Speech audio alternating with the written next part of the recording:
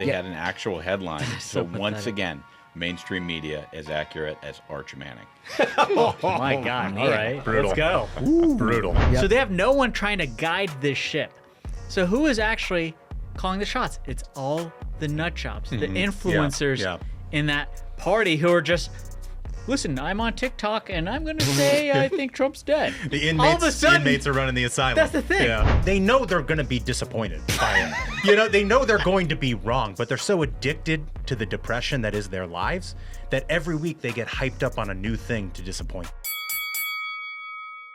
Our nation is standing up for American workers, restoring the pride of making products here at home. That's what we do every day. We're America's beverage companies, making American products with American workers in America's hometowns, delivering brands that have been enjoyed for generations, creating good-paying jobs, the kind that require only a strong work ethic. Because we believe in the promise of America and the people who make it great. Ladies and gentlemen, your attention, please. Keep the faith, hold the line, and own the libs. It's time for our main event. Good Thursday to you. Welcome back to the Ruthless Variety Program. I'm Josh Holmes, along with Comfortably Smug, Michael Duncan. He's alive. He's alive and well for you conspiracy theorists out there, along with John Ashbrook, left or right, across your radio dial. As always, a full cast and crew here. Michael, you doing okay? I'm fantastic. Yeah? Shot out of a cannon, full energy. I'm right as rain. I'm glad to hear it. There's been a lot of these conspiracy theories of conservatives being dead. Yes. And they're all untrue. It's true. It's true. I kind of felt like Donald Trump this weekend. Yeah. Well, I mean, we're going to get into that. It turns out the Democratic Party, not well. Not well. I mean, we know that they've had some issues, right? It's been a troubling time for Democrats across this country as they've sought to grapple with the aftermath of the 2024 election and then all of their hopes and dreams basically being, shelved in the first 24 hours of a Trump presidency. And then you get the big beauty and you get all these other things that are happening. It's been tough for them. And like what typically happens with a political party in that period of time is you try to reconvene and understand where the pulse of your party and then how that interacts with a majority-making electorate. And then you try to fuse together some kind of a call for the American people, like largely an economic message. Because your goal, if you're a Democrat, is to try to figure out how to win a midterm election. They don't want Republican control for all 4 years of Donald Trump. God help them. Right? I mean, it would be a real problem. No, that's exactly right. And here on the Variety Program, we always like to say, own the libs. And President Trump currently holds the deed. He 100% holds the deed. But it's gone with Trump in a way that I don't think this has happened with any other president, Republican or Democrat, is he's actually like institutionalized their crazy. So that's the thing. Like we've discussed for a while now how he's magically been able to find issue after issue to fight on. That's 80-20, right? And that Dems are forced to take 20% side. But this is now like new levels of where Dems are unable to like accept reality and are kind of trying to like wish cast where they're like, Donald Trump hasn't been seen for 24 hours. Is he alive? So We have proof of life. So I actually have a theory on this. They say that addicted gamblers, people who gamble and gamble and gamble and can't stop, right? They're have a chasing the problem. dragon. They're chasing the dragon. Yeah. But the reality is, it's not about the big win. It's that somewhere deep in their heart, they want to lose. The feeling of losing is what ultimately drives them. It's like a Freudian death drive. That's weird. And I feel like that applies to the Democratic Party all the way back from Russiagate and all of these sort of hoaxes and conspiracies and things that they thought were going to be the undoing of Donald Trump. Yeah. Now they've gone to his actual life. And they know they're going to be disappointed by it. They know they're going to be wrong, but they're so addicted to the depression that is their lives that every week they get hyped up on a new thing to disappoint them. And it's like compulsory in that it's not a choice. Like they just have to do this thing. It's like a fucking fetish, dude. Yeah. That is so insane. So, of course, what we're starting with is what we made mention of in that over the Labor Day weekend in particular, there was this omnipresent online discussion happening that started in the progressive left, bled deeply into the establishment of the Democratic Party, and then lo and behold, the mainstream media is forced to cover it because that's their constituency. They've got to talk about what they're talking about at all times. Well, it turns out in this case, Donald Trump, despite the fact that he did not one but two public press conferences last week, including the longest cabinet meeting in the history of this country. I was there. You were there. I bore witness. You bore Outside witness. of the building, nonetheless, I was there all 4.5 hours. Right there on White House grounds.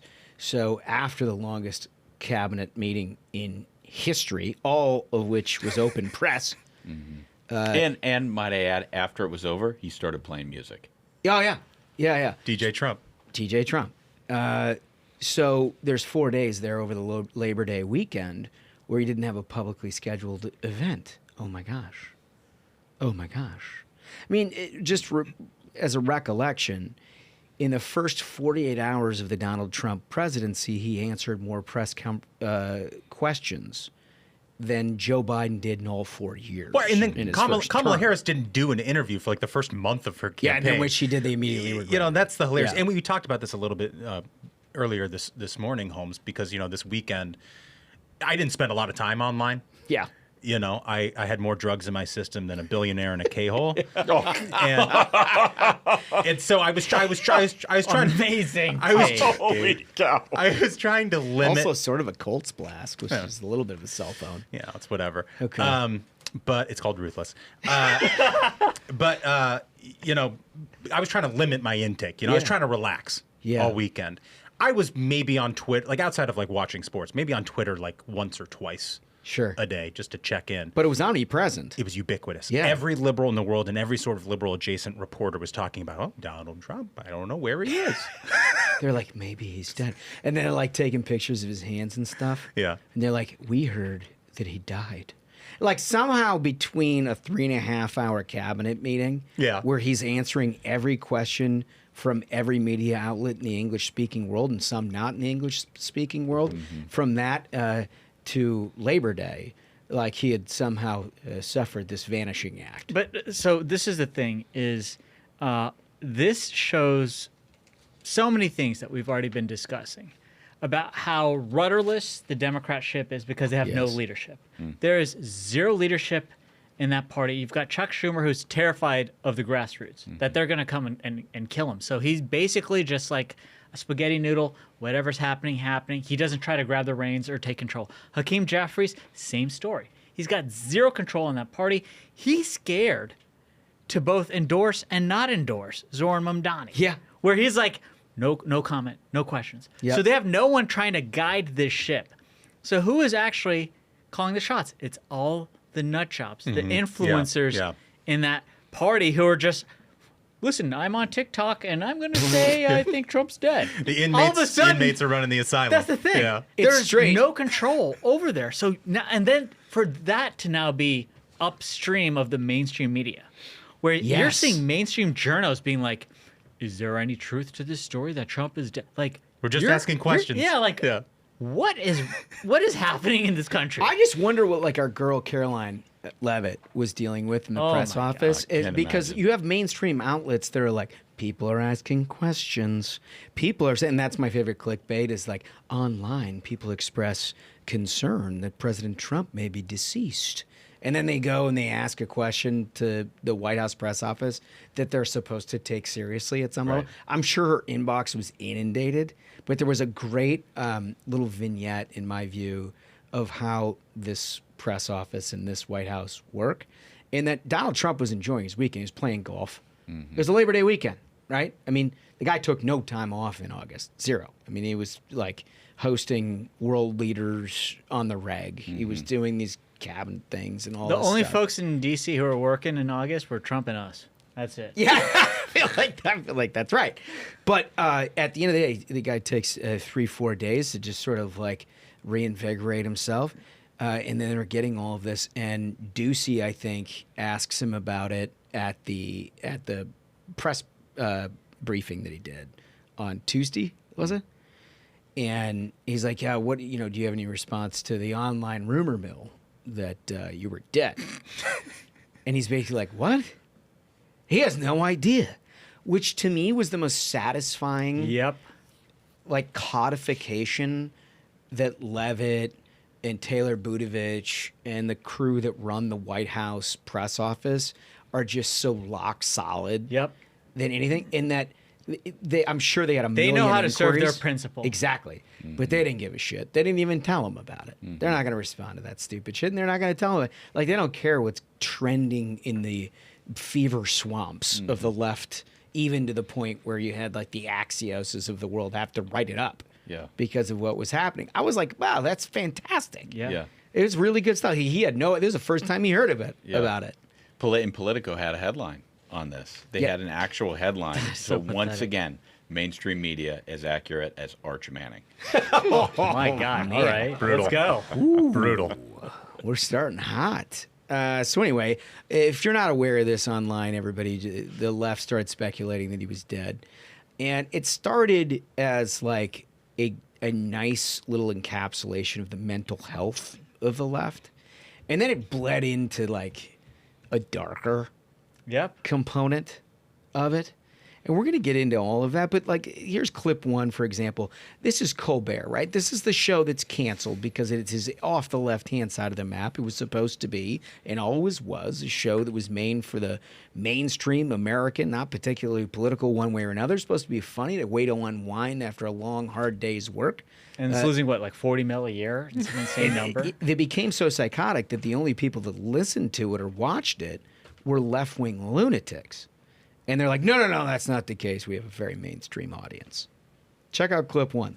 The biggest story was frenzied social media rumors speculating whether Donald Trump had died. For the record, Donald Trump is very much alive, okay? And no, Great audience. we like our presidents alive. If Stephen Colbert is in a situation where he needs to correct the audience, if that guy feels it's incumbent upon him to be like, no, I need to be the statesman here. No, he did that with like a nudge, nudge, wink, wink. I don't know. He did. He 100% did. He's a criminal. You saw him right there. He's egging on that audience. How is he a criminal? Secret Service should kick down his doors, raid his house, tear that parody, shit apart. parody. We're laughing. I believe the Secret Service should check his I whole think house out. I think at the very least, that's probably the moment he realized, oh, this is why I got canceled. No, because You know what I mean? his entire Yeah. side of the story is that it's not Yeah. like just a mouthpiece of the Democratic Party, that this is, you know, an audience that is very much mainstream in the way that David Letterman and everything else was. And then you see something like that, and he's like, no, shut up. You're doing this out loud. We're not supposed to do this out loud. I'm telling you right now, if there had been a host who did that when Barack Obama was president, he'd lose his show, and the Secret Service would visit his Bro, house. remember when they You might tracked down be that? right. Remember they tracked down that rodeo clown because he wore an Obama mask? Oh, yeah. You know, like Oh yeah. No, I mean we used to live in a day and age when if you were speculating with like a glint of hope that perhaps something happened to the President of the United States, it was taken extraordinarily seriously. And it should be taken 10 times more seriously for a After- president who's had Right. multiple attempts on their life. I could totally agree, but it doesn't stop Stephen there. Colbert has no class. They should remove him from television immediately. The Secret Service should kick down his door, tear his house apart, search the whole place. Because the time for jokes is over. Many attempts have been made. Colbert's a sick man. He was egging his audience on. It's disgusting. Well, we got you. We put a quarter in your And back. they should have live footage of his house getting raided too. I want to see it.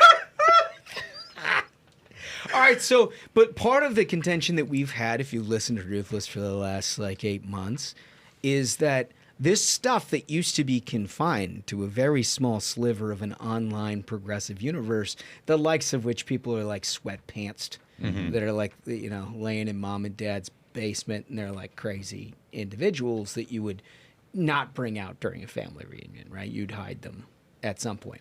That has seeped into the center of the Democratic Party, one of Yep. two parties that are vying for control of the United States of America. The very ethos of that party is now on board with doom scrolling X, finding a conspiracy and centralizing its message into their pitch. Yeah. See last year's vice presidential nominee, Tim Walz, clip you get 2. up in the morning and you doom scroll through things, and although I will say this, the last few days you woke up thinking there might be news. Just saying.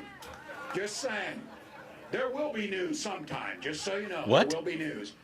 There will be news sometime. What is that? So, like, what what started as just a bad humor. First of all, it says a lot to who he thinks he's talking to, and maybe it is who he's talking to. Somebody would go see Tim Walz at this point. Like, you probably have to be a left-wing lunatic at some level. I mean, that's Minnesota now, but I mean, that's the thing. Minnesota is all left-wing lunatics. He's given failed a state. He's given a Walz. speech to Mogadishu. That's the Yeah. thing. And for him to go up there, and it's just like, I'm telling you, it's the same way Colbert did it, with like a nudge, nudge, wink, wink of like, you know, that news we're talking about? So like, he's trying to give himself plausible deniability of like, oh no, of course I'm not suggesting, I'm hoping to hear news that Donald Trump has passed away. He wants to give himself that deniability, but also ham it up for his audience because he's like, right, guys, we're all cheering for it. That's sick. Horrible. It is. But it took a turn, and I heard you react to it when you watched the clip. It went from bad humor, and this guy, like, he's a limited individual. This is not somebody who has, like, he's not a five-tooler. Like, he's just Right. real limited. That's such an insult to a dude. Yeah, just. But He's I mean, real he's the limited. governor of Minnesota. They sent their best. So, but he starts with like a thing where a hyper online progressive crowd knows what he's talking about, and like that's a telling on yourself moment that he's The doom, like even referencing doom scrolling, Yeah. it encapsulates how captured even the former vice presidential candidate is by Yes. this online left psychopath community. 100%. You know? Definitely. But it turns, and this is what I heard you react to, Smash, when he's like, "There will be news." Yeah, that's what caught my attention because as hard of a time as we gave Colbert, he didn't go that far. Yeah. That is right. going too He way too Colbert far. tried to stop his audience, and I mean, this guy is projecting into the future Straight something up, that it there seems like will he's be hoping news? will happen. Putting it on his vision board. That should be a Secret Service visit, though. That's what I'm saying. Like That saying that like there will be that's threatening. That's At that weird. point, that becomes threatening. Like what are you saying here? What are do you you think saying? there's going to be news about that? Like, are you trying to be? Is this an attempt at humor? Because it's like nobody finds that funny. Nope. He's the president of the United States Feels of like America. borderline incitement. Yep. It does. Yeah. Dude, that does. I mean, you know, and I like, look, we're the last people to be like hand wringery, Yeah. you know, whatever. But like, wow, that's where their heads at. You'd think, like, back to Smug's point, you'd think, like, after 2 attempted assassination attempts, you know, that they might have a little more sensitivity to this entire thing, but no, not at all. Not that's Tim Walz. Yeah. Ladies and gentlemen, he'll be on the 50-yard line cheering for the Minnesota Vikings in full get-up this Monday night. I mean, my team might be bad, but yours is embarrassing. Listen, I've had a rough off season, pal. I'm just hoping to stack a couple of wins and get through this deal. But anyway, so you might ask yourself, when you see that kind of behavior from a Colbert crowd or a Tim Walz who's doing his quote-unquote doom scrolling, like, where do you get it? Like, what's the information silo other than just being hyper online left? Well, let's check out MSNBC and Jen Psaki in clip 3. Now, just to be clear, we went in just a very quick span there.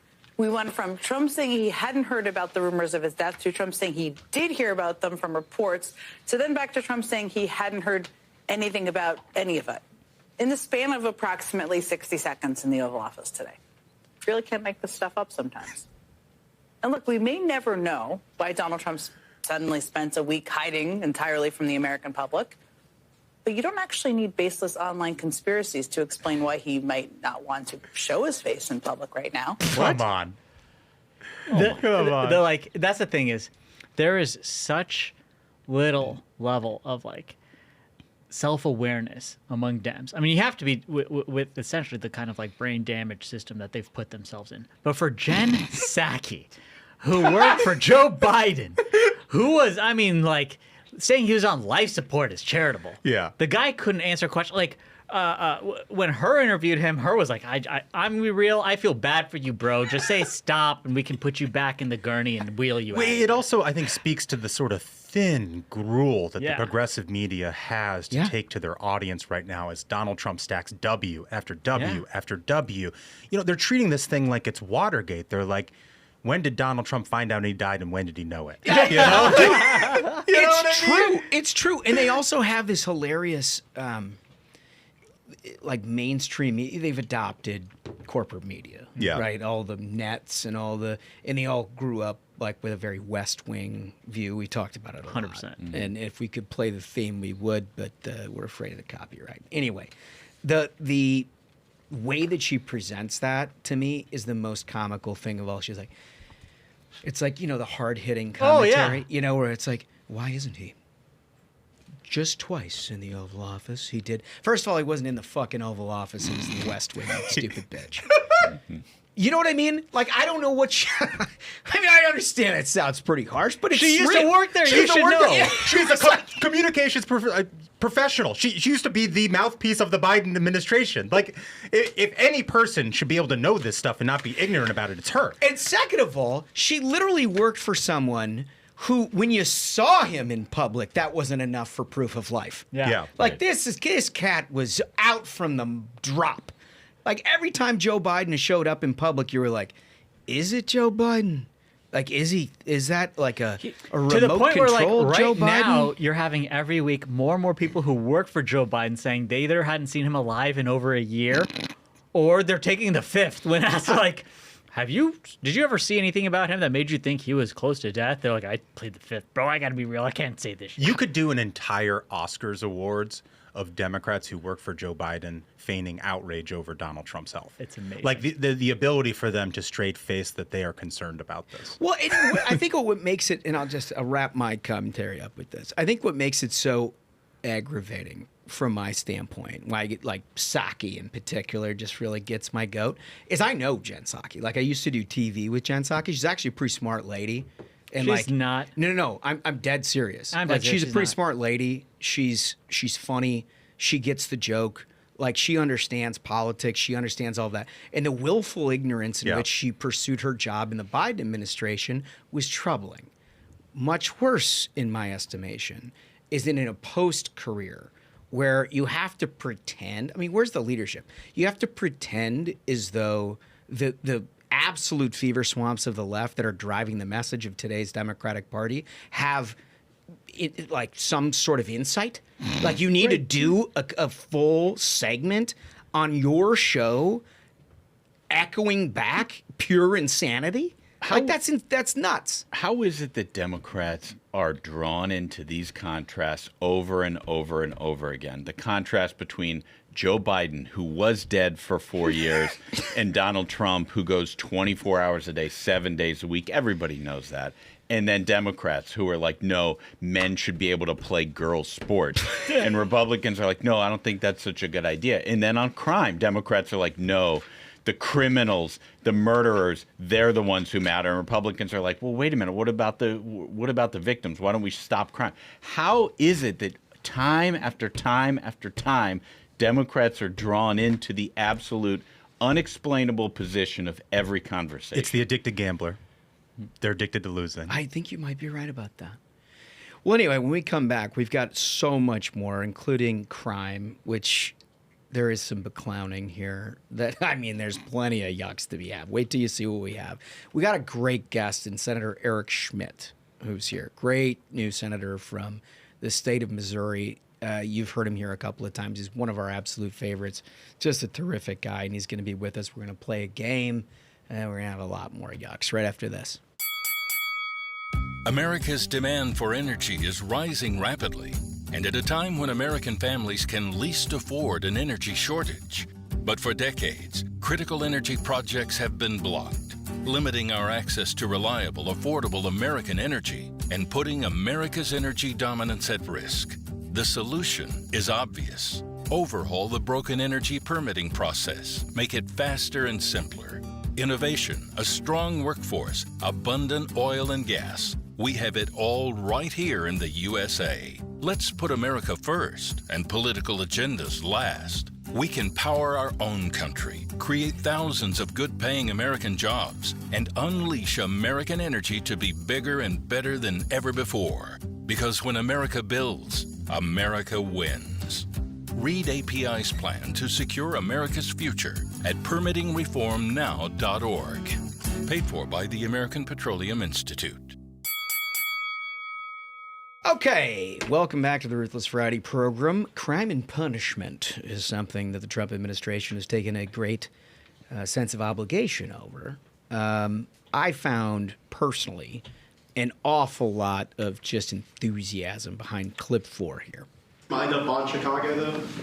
Well, we're going in. I didn't say when. We're going in. When you lose, look, I have an obligation. This isn't a political thing. I have an obligation. When we lose, when 20 people are killed over the last 2.5 weeks, if the governor of Illinois would call me up, I would love to do it. Now, we're going to do it anyway. We have the right to do it because I have an obligation to protect this country. I mean, so, all right, so that is a sense of responsibility that we haven't seen in an awful long time, of somebody who thinks, as president, not only do they have an obligation to the free world, and you saw that with the meetings in Ukraine, Russia, all that other stuff, but an obligation at the local level. If Americans are getting killed and he can do something about it, he feels a sense of obligation to do that. I think all of us are like, wow, Yeah. that's great. You know who else felt that way? The mayor of D.C. Came in under great protest of the D.C. government, D.C. residents, and everybody else to an obvious crime problem that they were having over a series of years, really. Cleaned it up in a matter of 48 hours, reduced the homicides, took carjackings down several 100%. Like, it just cleaned up the city. And you can see it. I mean, we're here. You can see it. It's a very different deal. And she, in return, is like, you know what? Great idea. That's great. I appreciate the help. I would like to assign a future authority, so it's not just rammed upon me like the first time around, to actually partner with the federal government to continue to what we're doing because it seems like it's working. Great.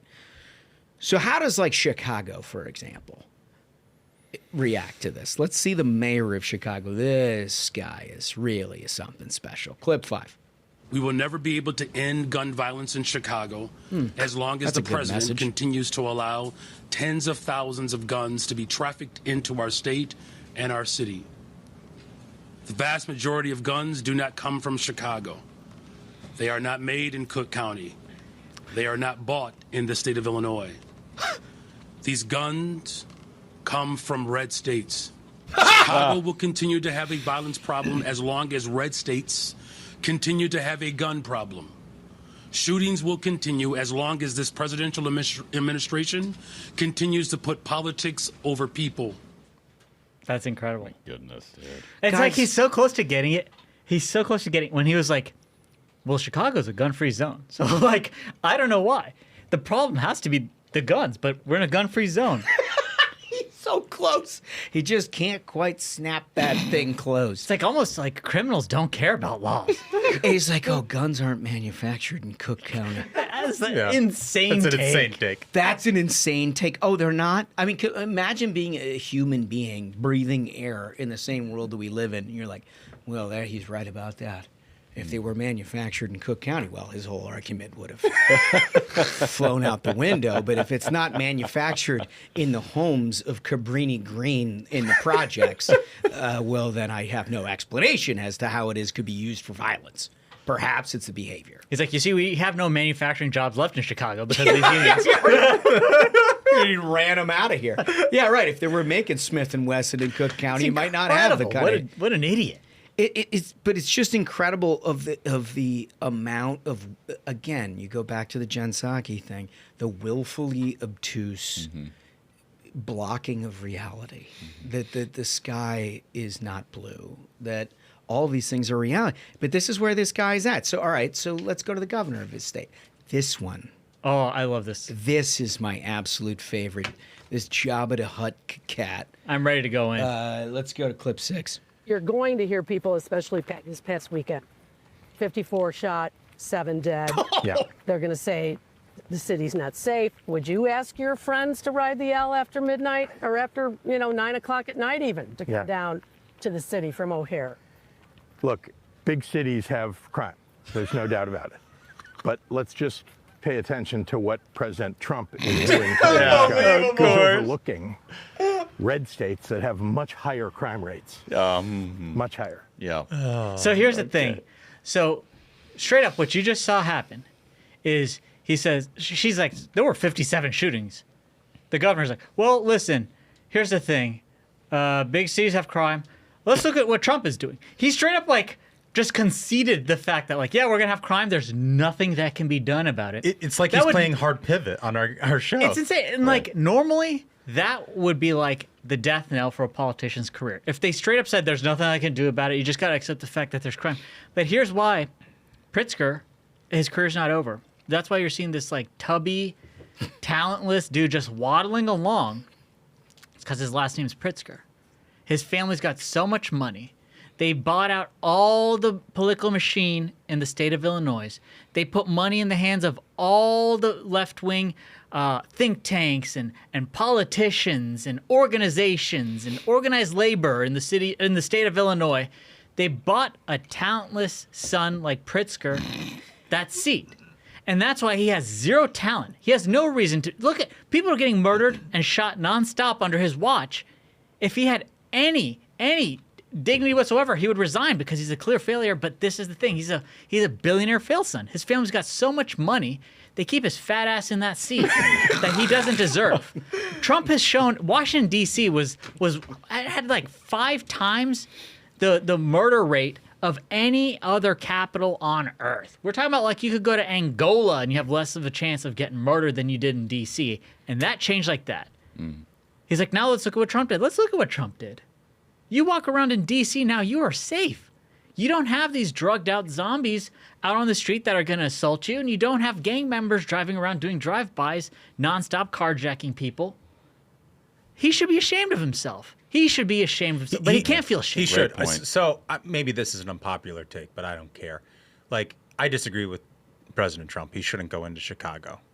I watch those 2 clips. You look at the mayor, you look at the governor, and it's like, why save these people from themselves? I don't wish violence on anybody. I don't wish anybody to get killed in Chicago. But Donald Trump proved the point in Washington, D.C. Yeah. Maybe the people of Illinois or the people of California should wake up to the fact that their politicians have run their states into the ground and do something about it. And Donald Trump can't save them. Even if he does save them, he's not going to get any of the fucking credit. This, I think, is a very interesting debate right now happening on the right. Is should we save the cities? Yeah. Or do the cities deserve it? And I see both sides of it of you get what you deserve, kind of Joker-fied take of let these blue cities, hey, if you vote for it, you deserve to suffer. But at the same time, Trump should have total rule over the entire country, coast to coast. Dude, you look at who was the previous. Every city belongs to Trump. The previous Chicago mayor Beetlejuice, whatever her name was fucking horrible, terrible mayor, and had terrible approval ratings. And then they picked somebody even worse and more to the left than her to be the new mayor. Yeah, Beetlejuice was even whoa, really? At some point, the people of Chicago have to do something about this. They do. I do want to give hats off to an Illinois company. I don't know who manufactured the shirt for the Fighting Illini, and I don't know what the thread count was, but that shirt is hanging on for dear life. Can we put that thing back up? Let's look at the B-roll of Pritzker walking in this shirt. Let's see the waddle. I mean, look at the stretch on that particular garment. Do you think it's like a tall tee? It's extra long for Also, him. there's at this point zero excuse for any billionaire to be that tubby. Money can now buy your way out of it, dude. You're a billionaire. He is such a soft, billionaire baby boy that he's still tubby. What a lazy fuck. I just think all the Big Ten's going to have to look into this thread, the manufacturer of shirts for the Fighting Illini, because that shirt, it's doing more work than most, more than you signed up for sure. Yeah. You order a triple XL, you expect it to only go so far. Pritzker's pushing it to the limit. It's a moo-moo. Build the border wall out of that material. Pritzker's got a moo-moo, bro. So good. All right. Finally, in the crime area, I love to see it. I just love to see it. So it turns out everybody's thrown up their hands over drug traffickers. Oh, what are you going to do? You know, if you can't have a Coast Guard cutter on every single square inch of the ocean, well, we're just going to get fent trafficked into every square inch of America and kill the center of this country. Well, it turns out the Trump administration is doing a little something about that. Clip 7, please. Yes, this video of that boat just getting torched. So what you're seeing is a Tren de Aragua. That's a name that might sound familiar to you. It's a gang that's been in... It's a narco-terror group. That's designated by the State Department because they've committed many acts of terrorism and do everything they can. And they're a government-supported terror group, might I add, which has been just trafficking, drugs, human trafficking. They've been committing atrocities against humanity, against Americans, and that's what you get. And I think it was Oilfield Rando on X who made the tremendously good point of, he was like, all these bleeding heart libs who were like, oh no, won't someone think of the traffickers? You can't just let the military smoke them like this. It's like, dude, Trump has been doing everything he can to deport just one of these gang members, and you get judge after judge after judge. He wouldn't have to smoke them like this before they get in if it wasn't so hard to get them out. Well, he went guns hot on the U.S. Navy, and it turns out for drug traffickers, it doesn't end well. We saw in that boat. Shout out Secretary Hegseth. I mean, that's how it's done. And he posted the kill feed, too. When the video went up on X, I was like, this is what I voted for. God, I know. It's straight to the gates of hell with everybody in that boat. So that leads to our question of the day. Is what's your favorite left-wing conspiracy? There's so many to choose from.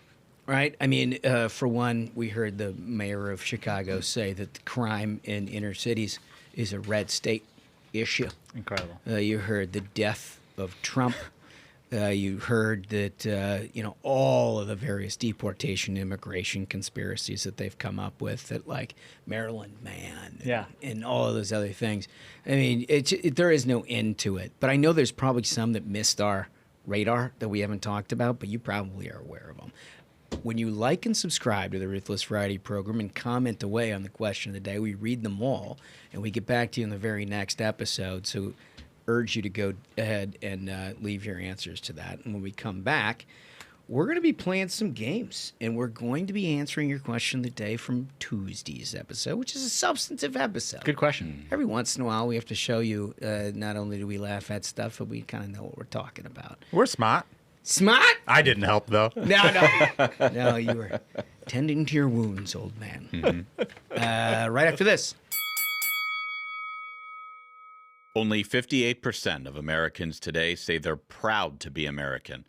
The lowest number ever recorded. That's not just sad, it is very dangerous, because if we forget what makes America special, we risk losing it. That's why Americans for Prosperity is launching the One Small Step campaign, a bold nationwide initiative to reconnect Americans with our founding principles that sparked unparalleled innovation and prosperity. It's not just a celebration, it's a call to action. Through the 250,000 Steps for Freedom Challenge, AFP is partnering with the grassroots in all 50 states to take meaningful steps that defend freedom and advance opportunity. Call your representative, attend a local event, knock on a door, talk to your neighbors. Every single step counts, and every step moves us closer to a more perfect union. Go to takeonesmallstep.com to learn more, then join the challenge at afpvolunteer.com. Okay, as we said, when you like and subscribe and you leave your answer to the question of the day, or really anything, we read them all here on the Ruthless Variety program and get it back to you the next episode with a good summary. And to do that, we always start with a voice. First comment comes from Steve Ree, and Steve writes, maybe GOP should run on abolishing the D.C. Federal District Court, which Congress has the power to do, and moving its cases to other venues. You can't have a federal district court that has jury pools, 96% of one party, and that party has gone insane. They could try to do it now and at least pass it in the House. That's Steve Ree with a very, very good point. Very good point. Remember, this is the question of what should Congress prioritize? So comment number 2, Dunks. I'm just now seeing this comment. You're telling me for the first time. Comment number 2 is from Brian. Brian writes, Trump isn't dead, Duncan is dead. I will say, old man, there was a fair amount of concern for your well-being. I hate to disappoint you, Brian, I'm alive. It's sort of a surreal moment when a lot of people on the internet are contemplating whether you've, died. I mean, you got close for a while there. It was very close. It was not close. You're going to scare my mom. Don't say that. That's why I didn't talk about it, because I didn't want to scare your parents. I'm sure they were Okay, come on. There were on that point, 2 other comments, if I may. Here we go. Oh, my gosh, yes. I'm worried about Duncan, guys. That's one of the comments from Lorraine. Another comment from Palmer's fam. Did Duncan contract malaria? Asking for a friend. Just kidding. Get well, Mikey D. No. See, that's nice. Yeah, it's nice to hear. There are people who were concerned. They were worried about you, old man. I mean, because they know, look, your track record of infecting all of us with whatever infectious disease you've contracted is like 100%. Yeah, that's all he does. Yeah. He always for comes me back. to not come in, it had to be done. That's the one reason he was like, I have to stay alive so I can infect everyone. Yeah, we know the motives. Comment 3, please, Smug. Comment 3 is from Gator Troy. Gator Troy writes, the pure solution to most issues is that you have a supermajority in the Senate and House in 2027, then elect the next Republican president in 2028. This should be the goal of the RNC and podcasters who helped Trump get elected beginning today. In addition, state and local elections should be a focus. Well said. It's got to be done. It's got to be done. We have to get rid of all elected Democrats. We get supermajority. We get JD next. We throw all Dems in jail. And Dude, he's really hot on the throwing people in jail today. No, it's big. DC has shown declines of choice. You throw the criminals in jail, good things happen. You can see it festering, though. Yeah. I mean, you know that like late nights, he just sits there and he's like, oh, I bet we could throw everyone in jail. We can put them all, lock them all up. We can do it. Solitary. That's how he spent his Labor Day. Okay, so it's Thursday, and on Thursdays we play our signature game, King of the Hill. I understand I'm a participant today. Who's the champion, Duncan? I'm the champion. I have Rick Wilson. Okay, all right, that's a tough out, always. I'm going to bring the old fat man. Steve Schmitt. Okay. Yeah. Amazing. Okay, return. Let's go ringside. Ladies and gentlemen, your attention, please. It's time for King of the Hill. In the red corner, fighting from his giant deck out west, the old fat man, Steve Schmitt. And now, in the blue corner, fighting formerly from the Daily Beast and the Lincoln Project, and current champion of the world, Rick Wilson. Just good to hear. It's been a couple of weeks. And I am your judge. I think let's just get right to it. Let's do it. Champion starts. Okay. Can I get exhibit number 2, please? I love how all the, quote, Sic Semper Tyrannis bros are just utterly silent over the slow march to autocratic rule. Pussies. Pussies. In the meantime, enjoy this heartwarming scene. And the scene that he's put in there in that video is from the movie Civil War, and it's the execution of the president. Are you Oh, for real? come on. Wow. Good luck. They're really pushing the envelope. They are. Because we don't do things like send the Secret Service and raid Stephen Colbert's house. Once you start making examples that there's going to be consequences, it's the FAFO. I mean, in all honesty, like... we need a lot of FO. What? I'm gonna have to throw. No, I'm not gonna throw. But I'm not gonna give. It's tough, man. He went right with it. Okay. Okay. So this is just in the last week here, and what exhibit? Exhibit 11, please. Apropos of absolutely nothing. Steve Schmitt writes, there are degradations of human rights on American soil, and they are disgusting. And it's a video of Jan 6. Round 1, Rick Wilson. I mean, what's the debate, dude? That was out of control. That was clear. I mean, Secret Service should just start listening to the show. We'll let you know who to knock. Yeah, And by the way, if Smug could be warden of wherever it is that you're housing these people, I have a feeling there wouldn't be a lot of recidivism. No. Consequences. He'd make Joe Arpaio look like a cuck. Yeah. So good. Okay, this one is one of my favorites. Exhibit 10, please. He is posting a graphic, which is a picture of Trump and Putin, the old Saw, right? Where this guy sort of made his deal, and it's about Trump, the peace talks or whatever. And can I say? Yeah. Bailiff, can I say what it is that's in? Because it's all his. Yep. It's not like he's retweeting. Yep. All up. So it's Trump promised peace. The reality is that he set the course for World War III. And then he says Trump has unleashed misery and division. Okay. So look, it's a little bit of a thinking man's take, but if you take just a moment to understand that the Ukrainian war, of which that he's referring to, happened entirely on Biden's watch, would never have happened under Trump's. It had an opportunity and didn't. And Joe Biden did absolutely nothing other than try to appropriate $250 to $300 billion of American money to try to fight on one side of the war or another, never conducted a peace talk whatsoever, and never found it incumbent upon himself to be leader of the free world to actually convene a group to do so. Trump, for the very first time, convenes not only Putin for a head-to-head sit-down on this thing, but then the entirety of the European Union and the Prime Minister of the UK to have the first real discussion that we've had since the onset of this. And Steve Schmitt's take, the guy that we sent to Iraq to write good news in Baghdad talking points, is giving us the discussion point that this act is what is unleashing misery and division. Rest my case. Incredible. Good breakdown. It's incredible. Good salesmanship. Yeah. I got to commend my opposing counsel. Exhibit number 3, please. I love tweets like this where it's like a random government account and it's just HHS. And all they're tweeting is Suzanne Menarez is no longer director of the CDC and prevention. We thank her for her dedicated service to the American people. Rick Wilson quote tweets it, "You're all going to burn in hell for eternity." Oh my God. I would just appeal. I would appeal to the court. I Holy understand cow. that it is more eye catching. I mean, that's the thing, dude, man. Like, I'll give you credit. I'll say this. I'm rendering a verdict. Holmes really put in the showmanship on this, but like Rick Wilson, just monster. He's a menace this week, bro.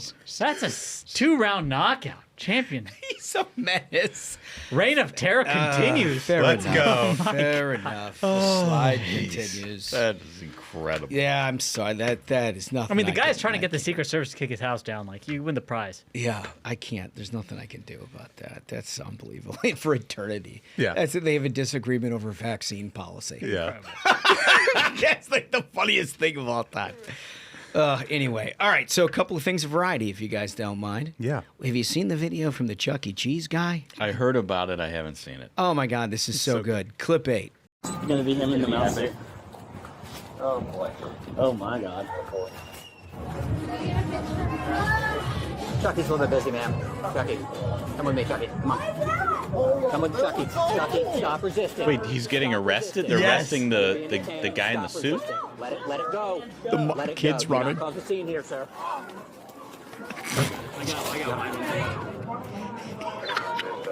got Did you see where the kid say bye, Chucky? Then I have 1 to 10. Holy cow. Does this just come off the top? Oh. Also, it's it's a class move by these cops that they only took the mouse head off outside, so the kids didn't have to see it. You know what I mean? Yeah, I'm sure putting Charles Entertainment Cheese in handcuffs was traumatizing enough. So, police have arrested and released the video of Chuck E. Cheese employee outside of one of the company's Florida locations while in full costume. The Tallahassee police say that employee Jermel Jones, Triple J. Triple J, 41, was arrested after being identified as a suspect in a credit card theft investigation. Officers found the Jones inside the restaurant after another employee told them he was the one that was in costume. And I guess it'd been like a company card from the Chuck E. Cheese. So like, so it's like the officers. I mean, like, I want to see that court case because he's gonna be like, "I'm Chuck E. Cheese, bro. My name is on the building, bro. I can use the credit card." Dude, yeah, exactly. Right? I'm Ronald McDonald.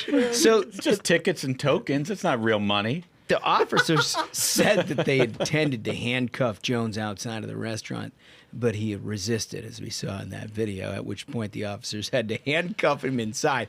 And you heard the commentary. This is why you got to subscribe and like the YouTube channel. Because you have to see that video. You got to see it. The kid, the first kid to hightail it, he's sitting there talking to Chuck.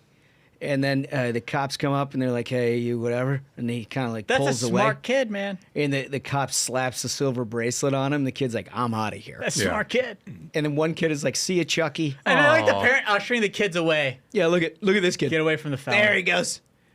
He's on his way. See, this is the problem with organized crime in this country. They always get the low-level dealers. I'm sure this Chuck E. Cheese character was a bad guy, but Chuck E. Cheese overall, I feel like I've been a victim of fraud there. I have collected hundreds of tickets when I was a kid, and I feel like the best I could get was one of those like sticky hands or one of the bouncy balls.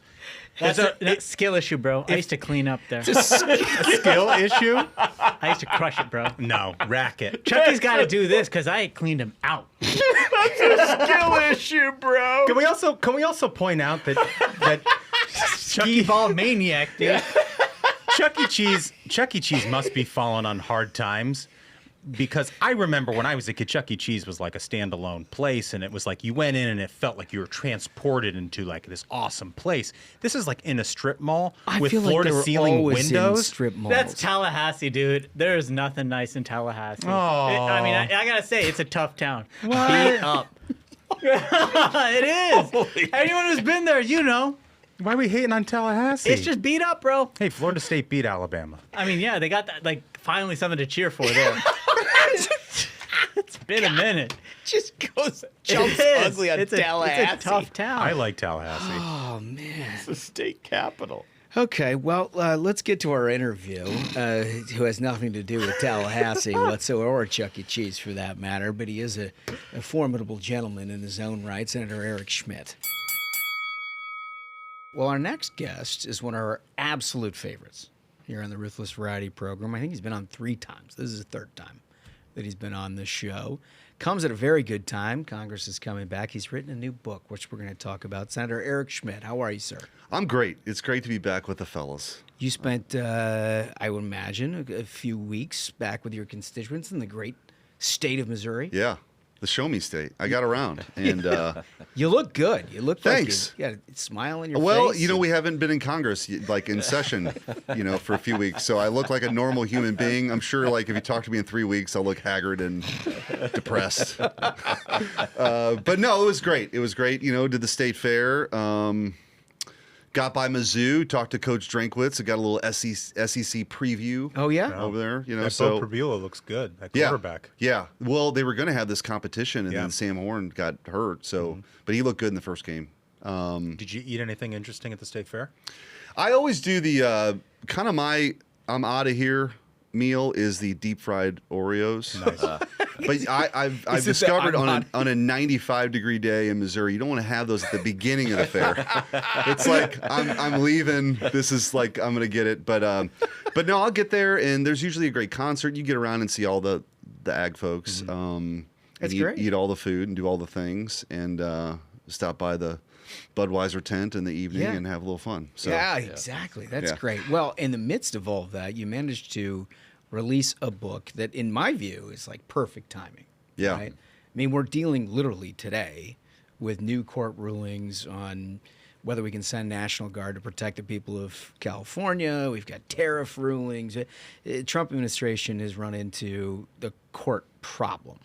And who better to talk to? The guy who's written the book, The Last Line of Defense, how to beat the left in court. Well, it comes from a position of some education. Yeah. One of the things that I think, when we first met, right. My previous job was trying to recruit people like you for the United States Senate, and I'd sit down with a lot of people who, frankly, had no business in the United States Senate. And then, when we met, I was like, wow, not only is he good and authentic and comfortable, but he's actually doing a lot of stuff when you were his attorney general. And I imagine that and your work in that capacity helped sort of foment your views on how you could beat the left in court. Yeah, it was. I've never written a book before, so it was kind of an interesting process. But it really was kind of a wild time. So before I was in the Senate, I was Missouri's attorney general, and the first 2 years of my time, President Trump was in office. We were doing partnerships with U.S. attorneys and fighting crime and doing all that. And then Biden came in, and everything changed. Right. So it really, I think, we're on the other side of the fever dream now. And so you guys get an opportunity a couple times a week, and when I do shows, you talk about all these great successes we're having, and it's just a lot of fun. It's great to be a Republican right now because we're in the majority. We're doing a lot of things President Trump talked about on the campaign trail. He's got this new coalition, and it's disruptive, and we're taking all these important fights, and by and large winning. But I think it's important to remember just how close we were to really losing all of it. I mean, this was a time of lockdowns and compulsory COVID shots and DEI struggle sessions and critical race theory in our schools and ESG and it happened in a censorship enterprise that boggles the mind. Right. Not somewhere else, but here. And so it just so happened I was in that role. We led the charge on a lot of important fights. We took the student loan debt forgiveness scam to the Supreme Court. We won. Missouri took the vaccine mandate cases to the Supreme Court. We won. We filed the Missouri versus Biden lawsuit that exposed, before Elon Musk even bought Twitter, this vast censorship enterprise that existed. That we took Fauci's deposition. We took Elvis Chan's deposition. It was just a wild time. Yeah. And before anybody knew that any of those people were involved in any of this, or Right. how grand the scheme was. Right. And I think this book, Last Line of Defense, How to Beat the Left in Court, you can get it on Amazon right now, Yeah, that's right. Or a New York anywhere, Times so. bestseller. How about that? How about that? For a conservative, that's kind of actually a thing. So I'm proud of that. But you can get it. And I think more than just war stories or kind of this field manual of what it was like to be on the front lines against this left-wing lawfare machine, it's a playbook. Of like how we win this stuff moving forward, because it's not the last time we're going to see this kind of stuff. In fact, they're dealing with it right now, of course, with the administration. But the good news there is there are these random district court cases that pop up, and there's some Biden appointee that should have never been confirmed is the judge. But by and large, whether it's on programming and personnel or on immigration, President Trump's been successful as it makes its way through the courts into the Supreme Court. But I think one big takeaway, and certainly I gathered when you reflect on your time and you write a book like this, is a lot of this is just having courage, right? To be willing to stand in the arena and fight back, and when everybody is, all the slings and arrows are coming your way. And I think that's one of the great gifts President Trump has given the Republican Party, is a confidence to fight back and be unafraid to do so. Because we're right. We have common sense on our side. The people are on our sides, and we shouldn't cede any territory, especially the courts. Yeah, I think it's really well said. Look, one of the things that we like to do here in the Ruthless Friday program is a little different than your average interview, is to try to give people a little sense of like who you are, right? I mean, I want to get to the manual, I want to get to the success stories and what you were able to accomplish, but the motivations, I think, speak louder in terms of why you're doing what you're doing. And you got to go to the acknowledgments here. It's something that you got highlighted. You've highlighted. Yeah, well, it's something that we've known about you for a long time, but I think our audience would benefit an awful lot. Is there was two sort of major inflection points in your life that brought you to do what you're doing with the kind of approach that you're doing it. First, your son, Stephen. It's really interesting. Like, there were some things in this book that I really didn't think about as far as myself. Like, for example, I played a lot of sports. I'll get to the Stephen thing because it's the most important. But like, I look back and even in college I played, but like in baseball I played in the outfield. In basketball I played in the paint. Yeah. Grade school soccer I played sweeper. And in football I played free safety. Like you were kind of this last line of defense. So maybe there's something like, I don't know, like nurture of like being this defender of things that you believe in. You're also a large man. And a 6'6", yeah, that's very true. So I can't imagine being a quarterback and seeing you at safety. Yeah, right. Well, I had wheels back then. But anyway, but also there was a counter, I remember in 7th grade, I talk about in the book, I remember there was a kid with disabilities who was getting picked on the bus.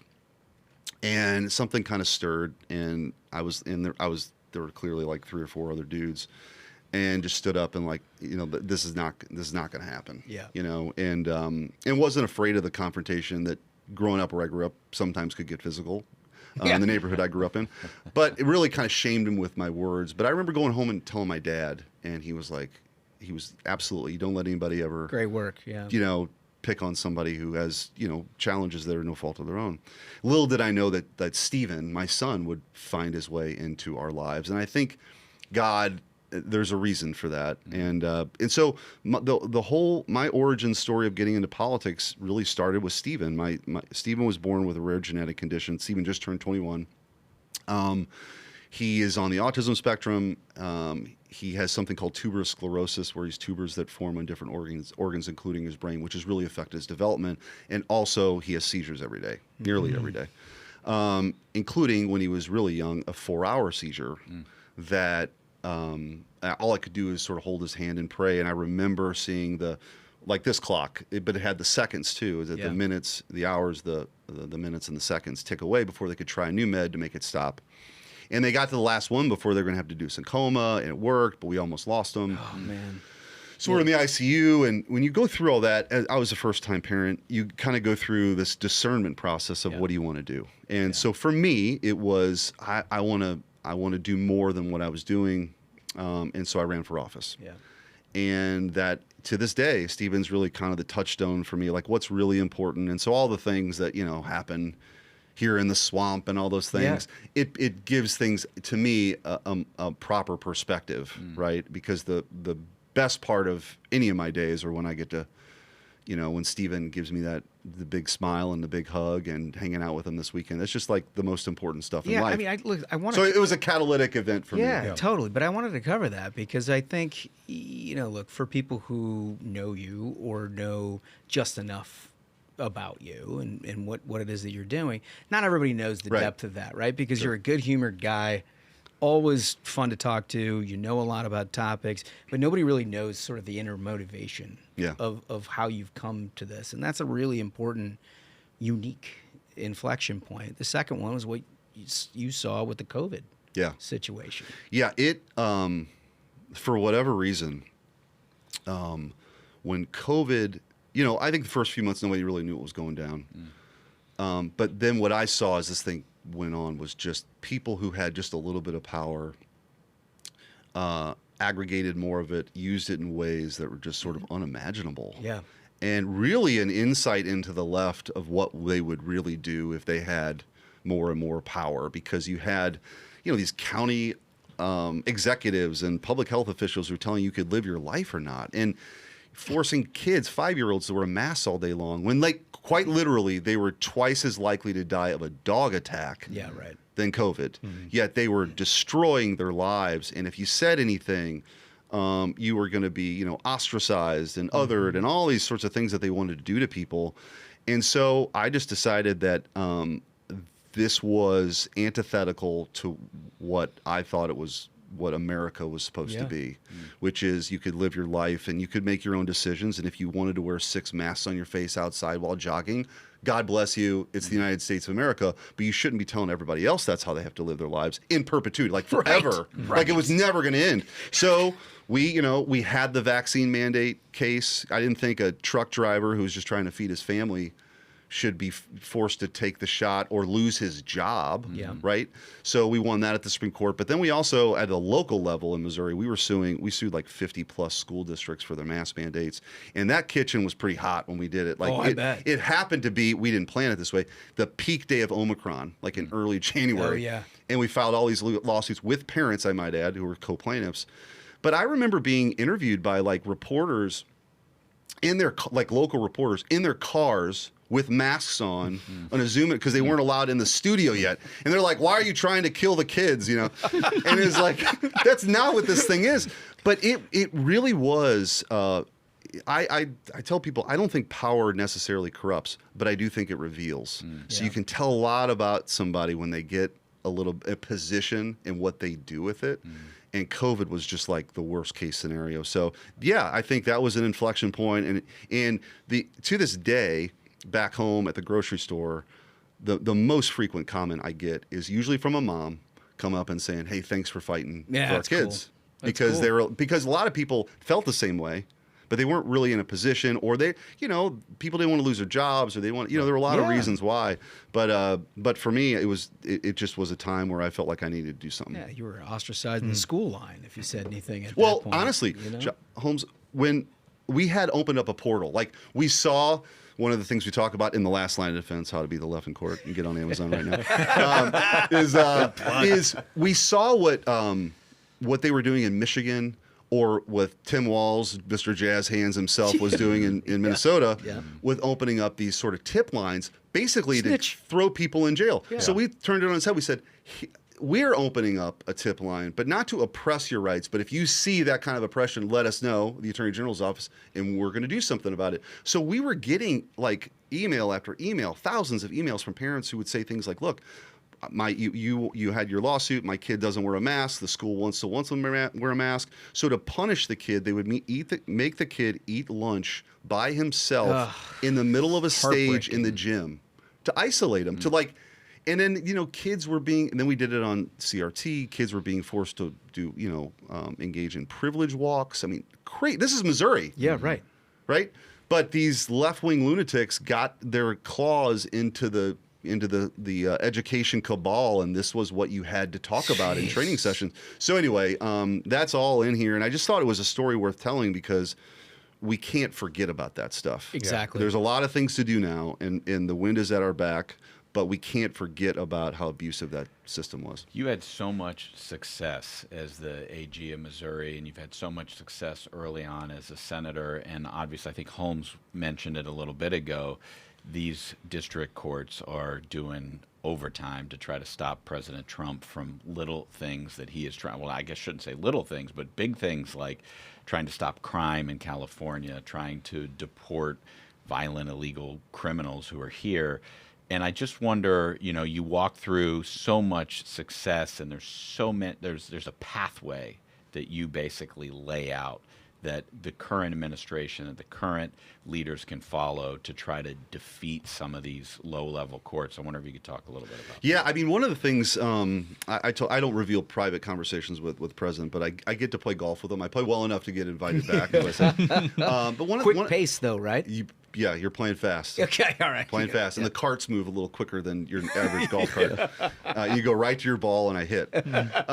But one of the things I told him was that I think, in a weird way, this non-consecutive term, you think about it, it's a different cast of characters he's able to put in these key positions. And also, you got guys like Stephen Miller, who I've had a chance to work with over the years, including my AG time, who's just a brilliant guy. And when he's at Union Station calling out, like, the hippies that want you to live in crime infested. I mean, it's just like, this is what we voted for. Like, this is what we voted for. But I think one of the differences is I think the executive orders or some of the executive actions are very well thought out. One of the things that we were able to tie up Biden in court on is when he was trying to undo a lot of the executive orders, like Take Remain in Mexico or Title 42, they were pretty sloppy. Yeah. And so we were successful in like holding the dam for a little bit on that front, but even on some other stuff. But I think they're very well thought out. And by and large, like I said, I think they're standing up. If you think about it, what the left was really trying to do, or what they're trying to do now, is to reinstitute what Biden had, which was really unpopular with the American people. Nobody would have ever voted for this stuff. And it's the expansion of the administrative state. The President of the United States, President Trump, has the ability, as part of his core Article 2 powers, are to kind of reshape the executive branch. Whereas they wanted to expand it unlawfully, what they're trying to do is reduce it lawfully. And I think that's one of the things they have going for them too, is like the president, of course, if doesn't like that USAID wants to fund Guatemalan sex changes and nobody ever like, you can do something about that as president. You're the only person everybody voted for. Right. And that's where the Article 2 powers, they go directly to the president on purpose. So I think that is a good thing. But you're going to have Boasberg and guys like that, these district court judges who want their 15 minutes of fame. I mean, and I think that shining a light on some of those abuses are good too. I mean, this guy, there's an emergency judge. So if you're filing like a temporary restraining order, there's an emergency judge on duty for that day. He wasn't the emergency judge on duty. He was on vacation. Somehow got the famous MS-13 wife beater case at 2 o'clock in the morning. Like, we probably ought to be asking, was he tipped off? How did he get the case? So there is clearly a number of district court judges who literally try to make it their mission to be part of the resistance. Yeah. But they see themselves as legislators. They do. Yeah. And that's, again, another difference. But I think Trump's going to have another go here with judges, which will be good. But by and large, I think it takes courage. And there's also some strategic things. I mean, one of the things we talk about in the book, like in the Missouri versus Biden lawsuit, for example, you got to remember, this was before Musk bought Twitter.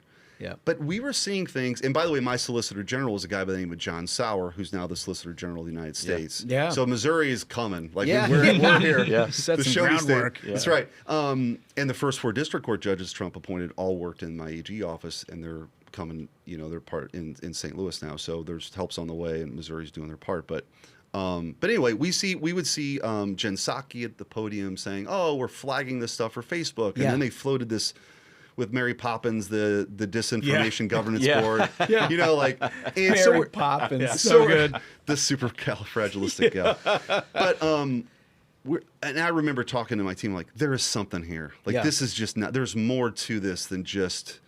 So we filed a lawsuit. We made a strategic decision. Normally when you do that, you want the government to stop, or the other party to stop what they're doing immediately through a temporary restraining order. We said, you know what? Let's get discovery, because people were lampooning the case as a conspiracy theory, and it's just a tension-grabbing headline thing. So the judge granted discovery. And that, to me, if there was one moment, it changed it for me too. My eyes were open. We got thousands of pages of documents, of emails and discovery and text messages of high-ranking government officials. This changed everything from us, from our perspective too, in that you were literally the first, and you came and talked to us about this, where I think anybody right of center was hair trigger on blaming, tech companies and censorship, as if they were like sitting in a bubble, just deciding what information that people could have.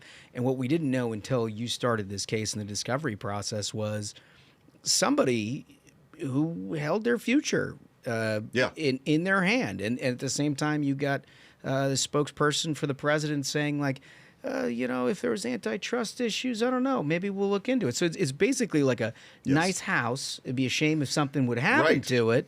At the same time, you're saying, by the way, as the government, we would appreciate if you'd censor these things. And like, what choice do you have as a private company at some level? Because yes, the coercion of it all. I mean, Biden was saying maybe there should be criminal charges. They're killing people by allowing the misinformation or disinformation or malinformation out there. I mean, they were coming in Section 230, which is a protection given to tech platforms because they're viewed as platforms, not publishers. Is a multi-billion-dollar subsidy, effectively, right? I'm all for it if it's like truly a free speech platform, but you don't get to have it both ways. You don't get to claim you're a platform and then be a publisher, and I think that's a big issue. But yes, they were threatening him.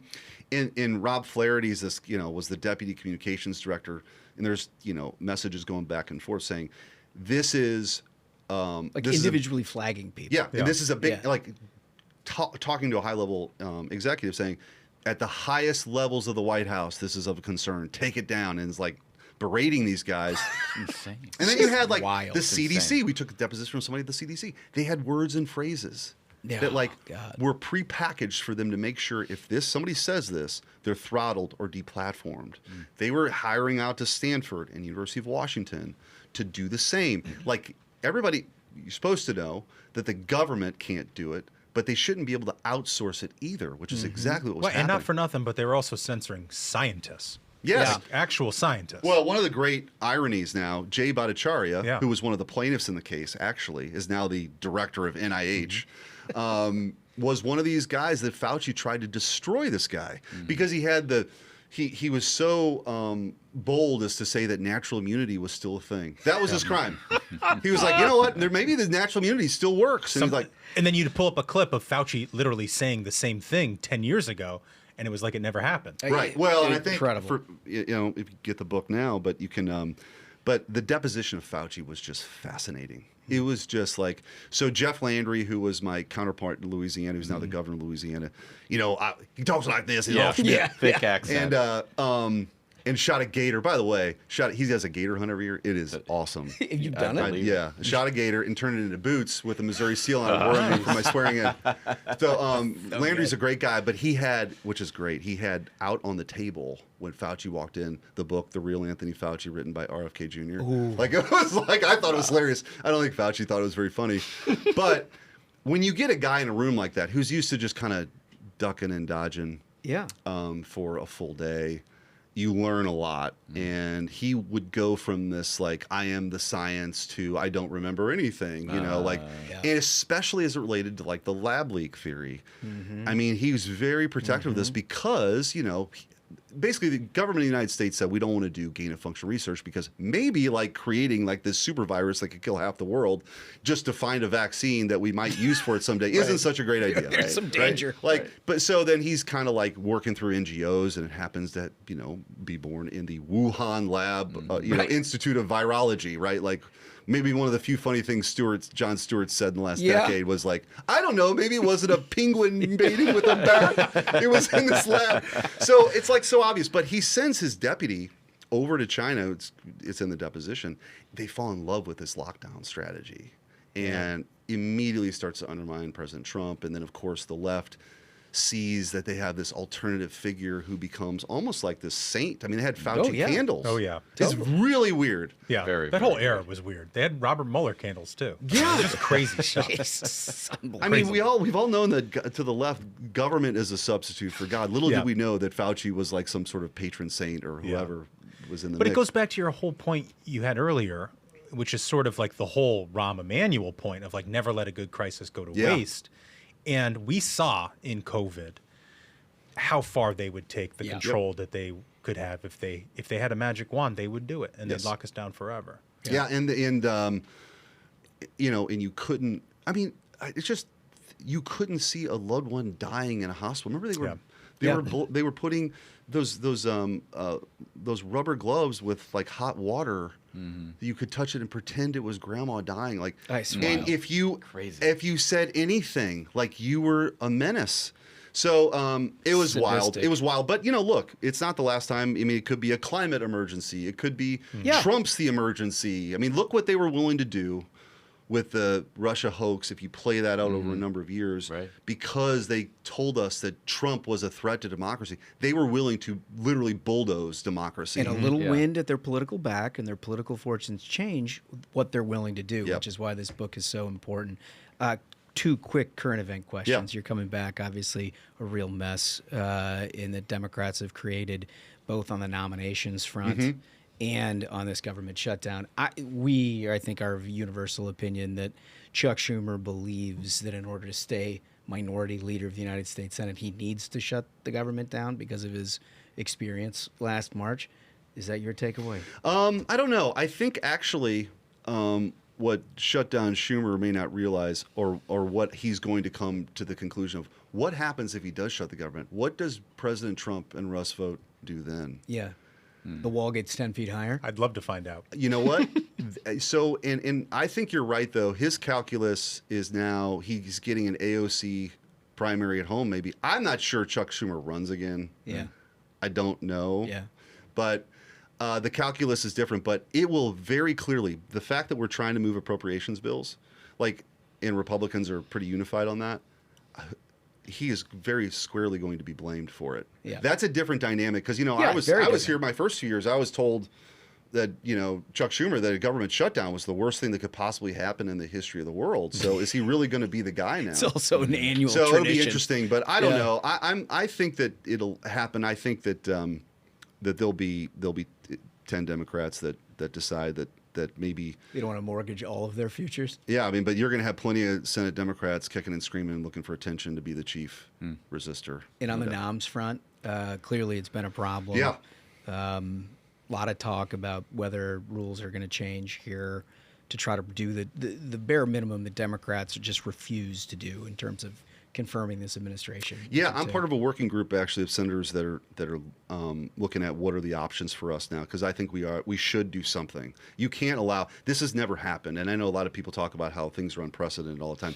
Literally, there's never been a time in the history of our republic we've seen this kind of obstruction for a long time. Basically, the Senate operates, as you guys know, on 3 calendars. It's the legislative calendar, the executive calendar, which is all the nomination stuff, and the impeachment calendar. Those are the 3 worlds you operate in, and this was never a thing. Think about it. Clarence Thomas was confirmed in the United States Supreme Court with 52 votes.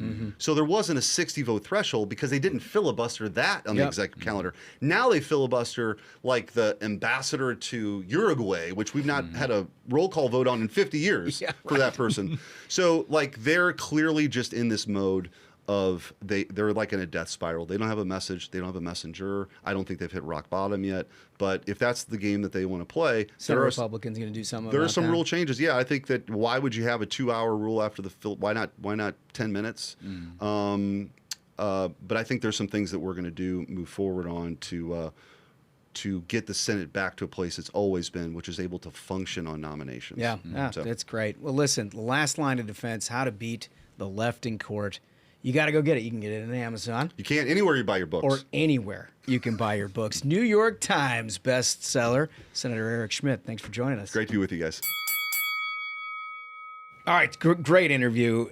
Like I said at the top, he's one of our absolute favorite. He is a guy who has been recruited to do like every job in America because you sit with him for like more than 5 minutes, you realize he's super authentic, super smart, super effective, and all those things. Written a new book. We don't tell you to buy every book, but this one is one that you should check out because it has actually a roadmap on how the left can be defeated in court, which I don't need to tell you. Hugely important. Hugely important these days. Eric Schmitt, good dude. Good dude.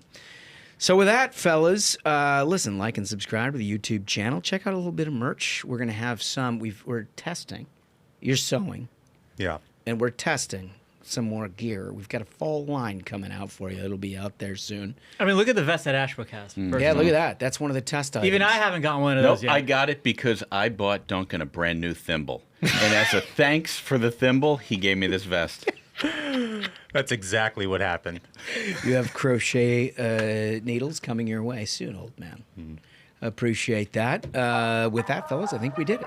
Absolute banger of an episode. Gentlemen, thank you so much to Senator Schmitt, and thank you to the Minions. Remember, like Holmes said, if you have not yet, hit that subscribe on the YouTube. It's more fun in video. So, until next time, Minions, keep the faith, hold the line, and own the libs. We'll see you Friday. Stay ruthless.